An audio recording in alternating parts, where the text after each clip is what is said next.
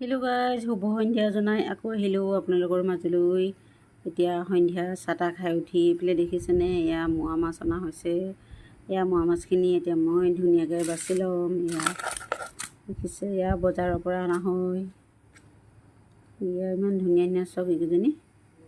এয়া অকল এনেকৈ পেটুটো ইয়াক কাঢ়ি দিব লাগে আৰু কাঢ়ি দি ধুনীয়াকৈ ধুই মেলি ইয়াক আপোনালোকে ফ্ৰাই কৰি খাই, জোল বনাই খাই, টেঙা দি খাই, পিঁয়াজৰ লগত ভাজি খাই, যেনেকৈ মন যায় মানে তেনেকৈ খাব পাৰে দেই।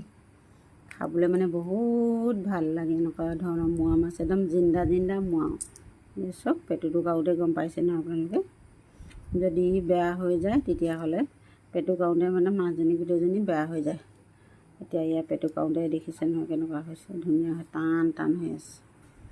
ইয়াকে আজি গধূলি সাজৰ খাবৰ কাৰণে অনা হ'ল আৰু এতিয়া বাচি কুচি ধুই মেলি ধুনীয়াকৈ ঠিক ঠাক কৰি লওঁ। তাৰপিছত আৰু কিহৰ লগত বনাই খাম আৰু আজি দেই। আৰু আপোনালোকে কি কৰিছে জনাবলৈ নাপাহৰিব। চাহ তাহ খালে নাই জনাব তাকো।